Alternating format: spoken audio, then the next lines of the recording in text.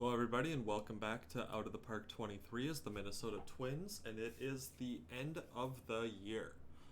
So, a couple things to talk about as far as kind of the mid-season stuff. We had four All-Stars this year.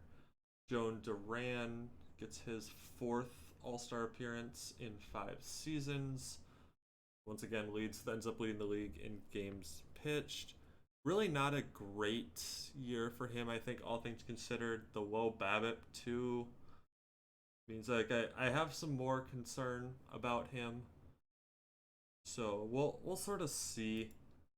I think I'm still paying that. I'm probably gonna keep paying him just because how many games he gives me. Like 127 innings out of a reliever for $5 million. That's still worth it at this point. Blake Hunt had probably his best season year because is an all-star. Yeah, where this is the first full season with me that he's put up a OPS plus of over 100. Ends up with the 4.7 WAR. This contract is looking really good that I'm paying him. He's 12.5 career WAR at this point. I'm pretty happy with that. He's been very good. That trade has worked out very well for me. This is going to more than likely be his career year. I think I'd be pretty surprised to see him put up that type of number again, but I'll definitely take it. Jose Miranda gets his second All-Star appearance in possibly his worst season at this point for me. Only 3.3 WAR. Yeah, worst since his rookie year. But again, still a pretty solid year. The batting average is a little low. OBP is, I think, relative to the batting average is kind of about where it normally has been. BABIP's on the lower end from some of the recent couple of years. But once again, 41 doubles, 20 homers. Can't be too upset about that from him. Especially because his contract's just more reasonable than the Kirilloff one that is a problem for me at this point. And then Buxton was our fourth All-Star, probably his best season at this point. Yeah, almost 5 WAR.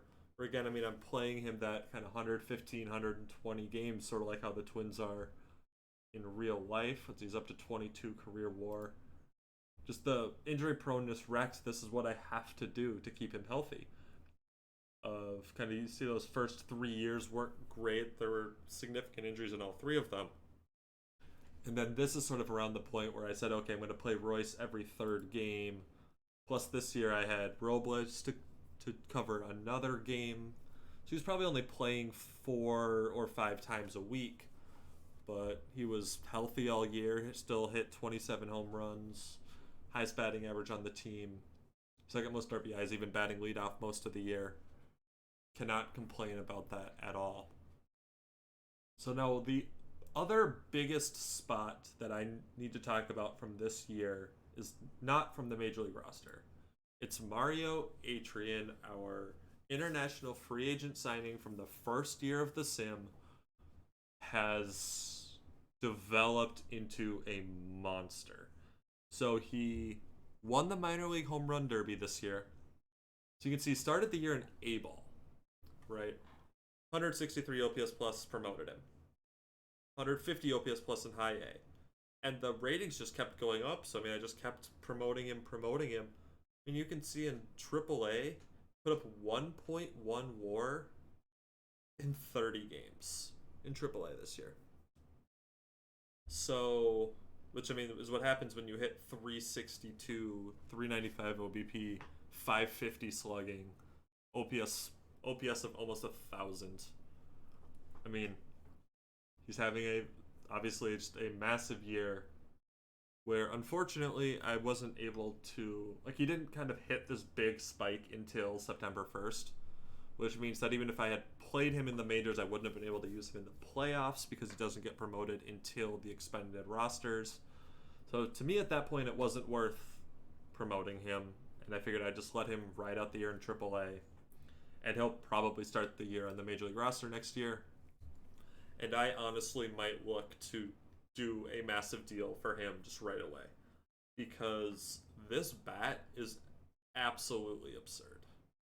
Like, there's because I mean, obviously we had Kirilov, which even kind of at the high end, like this was kind of that 70, but it obviously came down quite a bit since. But like just all, even at his high end, every single one of these worse than where Atrian is now at 22. Same with Miranda. All of these are worse, except for I think his avoid K is actually I think is better. Yeah, slightly. So yeah, he just has had an absolutely insane year. I'm really excited that we did hit on a international free agent who I might try to offer like something like a 10-year deal just right away and kind of see what we're able to do with that because I think he's going to be an absolute stud.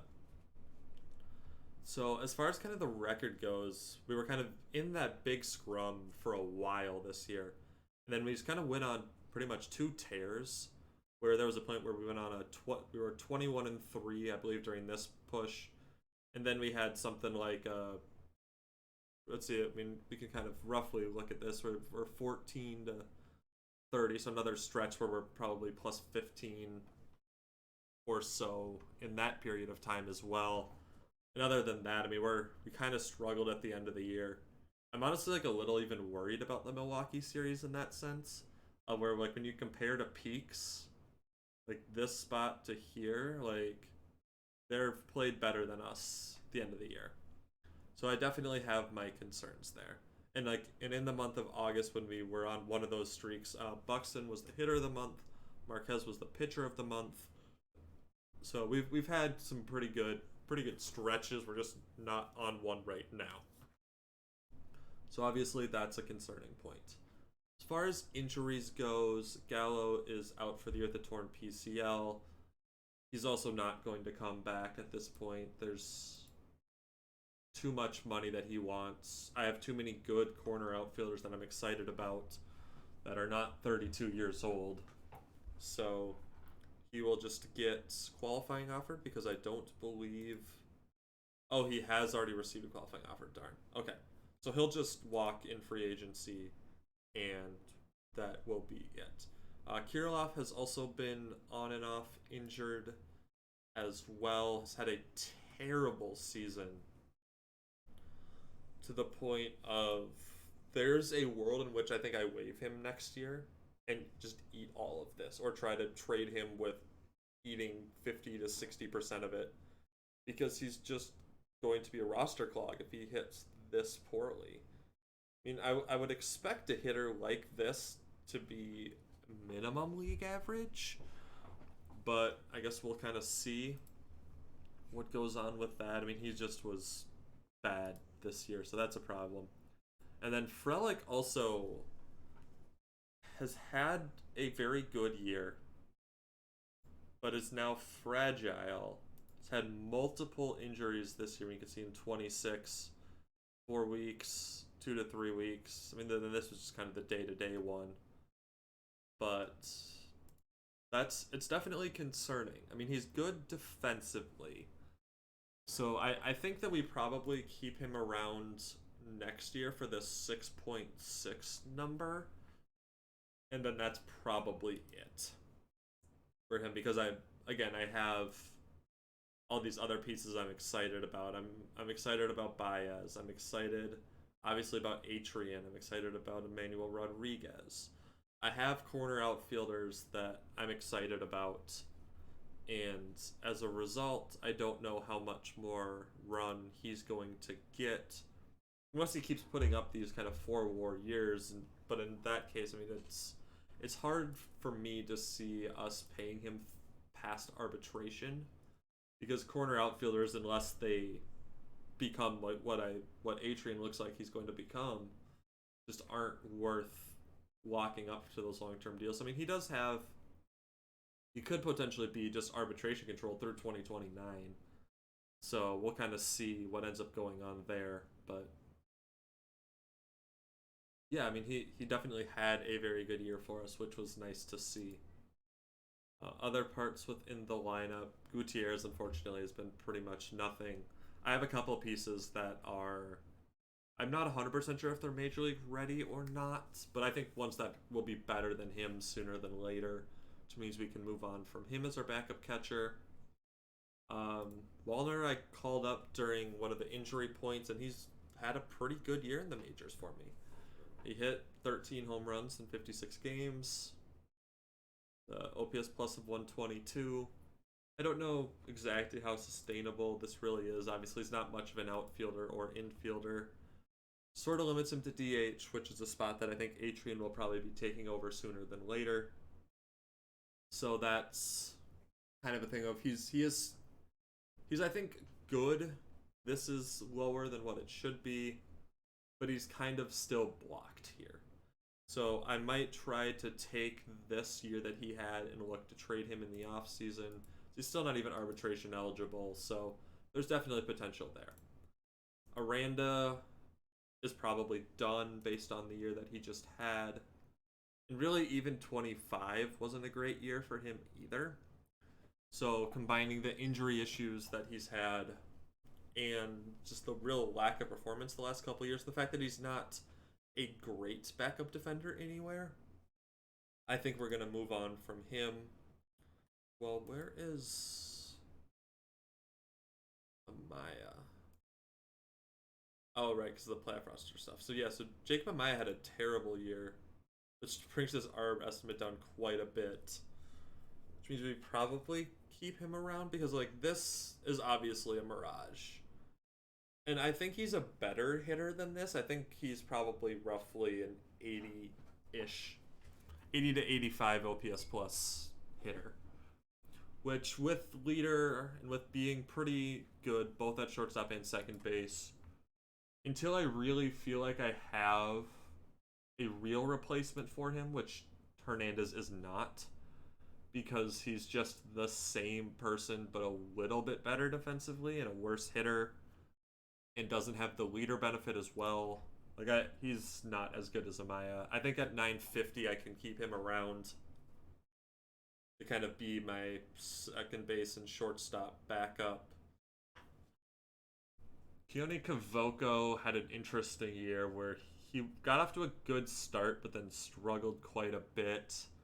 Only .5 WAR is concerning. We're not to arbitration yet with him. Let's see. Probably not. Probably what, 28 is probably where he's going to be ARB eligible. Yeah. I don't really see us even keeping him to this point, assuming some of the prospects that I have do turn out. I think specifically we're looking at our first round pick here, Tyler Ayers, who looks like a very, very good third baseman, who hit pretty well in high A last year. He'll probably start next year in double A. And we're going to try to get him some reps, probably at second, a little bit in the outfield as well, the 65 outfield range, because he could be backup center fielder for us. Yeah, you can see he had 20 doubles out of 73 hits and 6 triples. So a good year for him.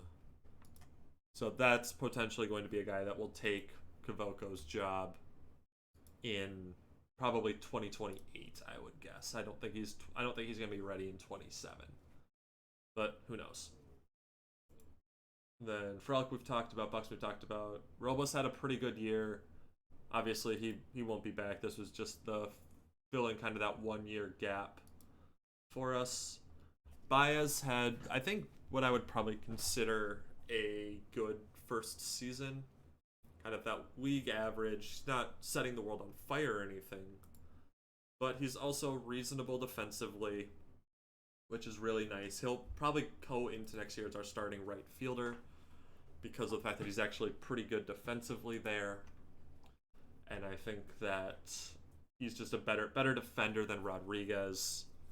Though Baez also is okay in center enough, but to potentially be kind of a as needed backup there for Buxton. But yeah, that's sort of what we're looking at lineup wise.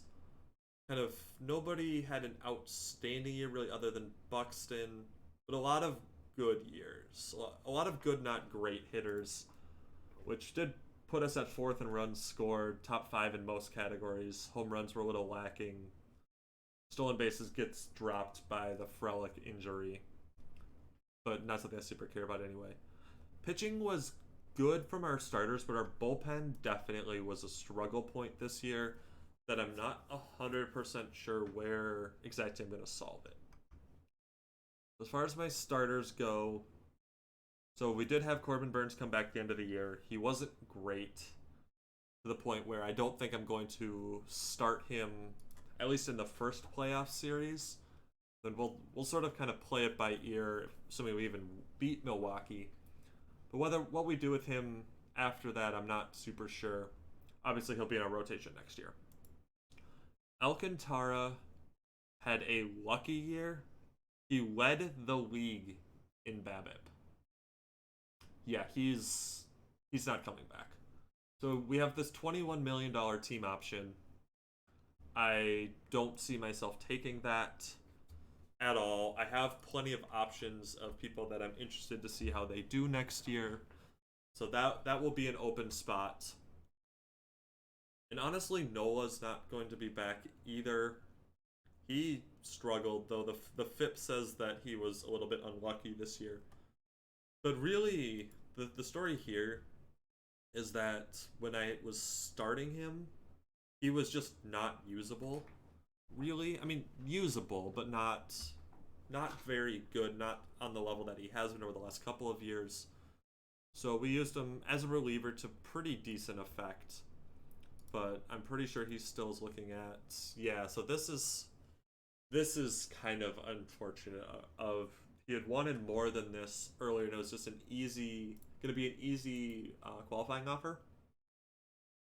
So now we have to make that decision of, do we think he'll take qualifying offer? I think we probably offer it either way, and we aren't too upset if he takes it, because I'll still have kind of at least one open spot, though that will probably be filled by Alvarez instead of Love or Rocker or any of those guys. And I'd like to have two. I would like for him to turn it down.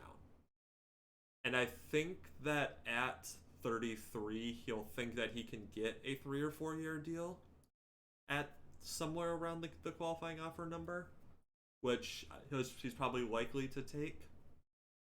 But I think that's sort of where we're looking there. Gomez had another steady, solid year where really he's just kind of is what he is. He's a very good number 3 guy. That's what he's pretty consistently been for me. I don't think that's going to change.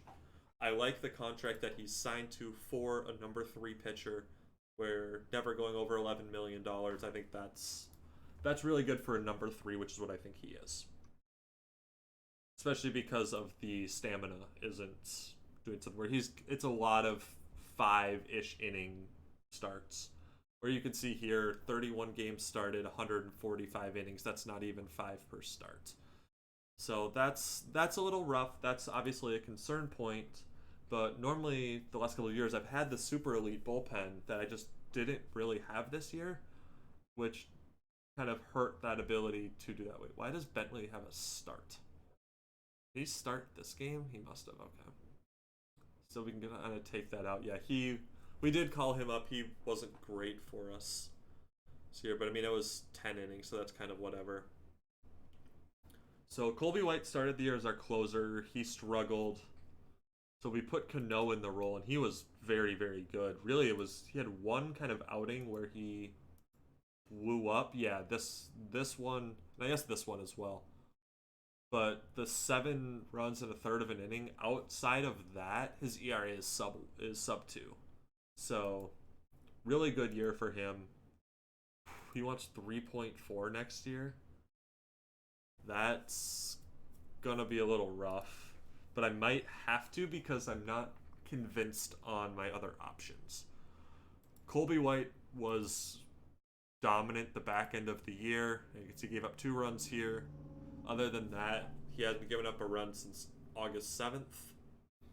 So I feel good enough about him kind of taking over the closing spot next year. 2.3 isn't terrible. I'm honestly wondering if this circle change that he added for whatever reason has only caused problems. Like, I would like this to go away because it's a terrible pitch, and if he uses it at all, it's probably getting knocked around. Um, Really, it's kind of been this middle section that's been the trouble point. Sprinkle hasn't been great. Indigo Diaz isn't even here right now because his ERA was like above 6 in something like 60 innings, which is obviously a problem. Alvarez had a good year for us. Obviously, a little bit lucky, but in some regards, he'll kind of always have to be because of the fact that his stuff just isn't that great. As I think 45 as a starter. So that's obviously a concern point. 94 strikeouts in 150 innings isn't great. I would like to see him go a little bit longer into games with that 65 stamina. But all things considered, I can't be upset about a 3-WAR rookie season from him.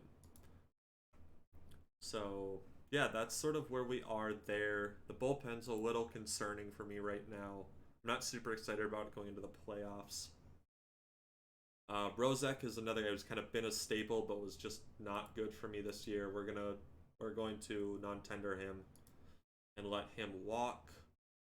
Rocker was up and down. I think that 12, yeah, that was entirely out of the bullpen. So I mean that's problematic. Bryce Osmond will be an interesting piece. I'm going to try to give him some run next year, I think. Same with Luis Ortiz, who had a very good year. And then we kind of have all of these guys. I'm hoping to get Hedrick another shot, but the results coming off of the injury are not super promising to me. So we'll kind of see. End up doing that. Obviously, he had the one that was a really good start that he had for us before he did get hurt. But I mean, we have Weissman who's getting ready. Julius Sanchez had a good year for us where he's just really turned into something. Another 2022 pick. Back-to-back picks between Weissman and Sanchez that are both looking like potential pieces as well. So, yeah, Collier's really not... Oh, he must have gotten hot at the end of the year to put this even to this point where we're playing him at some first base because I thought it was more important to get Ayers reps. So our 40-man will be a little bit interesting, so I probably want to protect Weissman and Sanchez. And honestly, probably... I don't think I need to protect Osmond from the Rule 5, but I'm going to want to give him some run in the majors next year, probably. So that'll be some interesting options there. So this is definitely not the juggernaut of the last couple of years, even though we did win 95 games. The standings are funny to look at. So the Texas Rangers win their division with 76 wins, and one of those is the tie-break game because Houston and Texas finished the year at 75 and 87. I mean, okay. And the Giants also win their division, below 500 record. That has to be the only time in history that that's ever happened. Very stratified league this year, where you can see that that out of the playoff teams, 4 of them are 95 wins or better. With Toronto, Baltimore, the Angels, and us.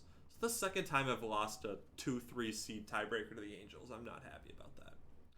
And then the Brewers also make it 12 games back of the other wild card team.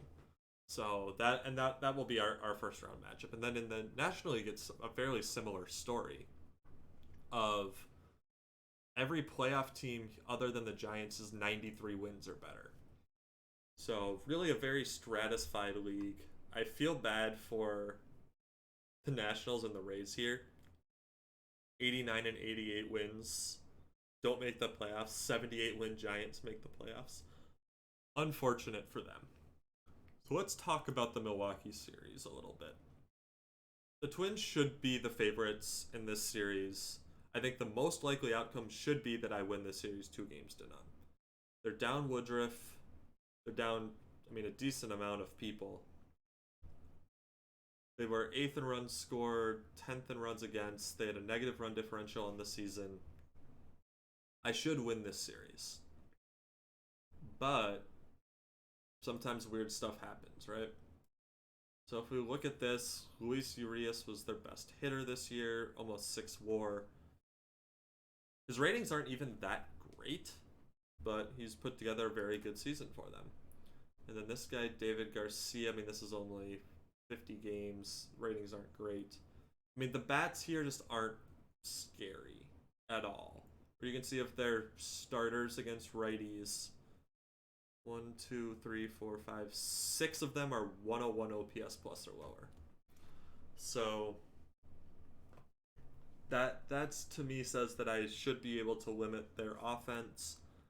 And then on the pitching side of things, I mean, Logan Webb has been, I mean, really it looks like a lot of these guys have just kind of been fine, right? Of below average ERA plus, below average ERA plus. Eflin was lucky to have the 388 ERA, which is barely above league average. So they do have Tyler Glass now as their closer, where his stamina got really dropped by whatever injury. I mean, that's a while ago. So his stamina just kind of came way down to the point where, I mean, they're paying him a lot of money now to be their closer. I mean, 5 years, 88 million for a closer, that's rough. No, that was an older one. Yeah, because that's the year when he won the Cy Young in 23. Mick Abel's been pretty good for them, mixing between starting and relieving. I remember thinking about grabbing him when he was on waivers at that point. And, I mean, it looks like it's been pretty good. Yeah, he was an all-star this year for the Brewers. The rest of the bullpen, not super great. Like, this is a series I should win, but with how poorly I've been playing lately, I'm worried about it. We'll see how it goes. I'll be back with the playoffs next time. I hope you have a good rest of your day, and I will catch you in the next one. Bye.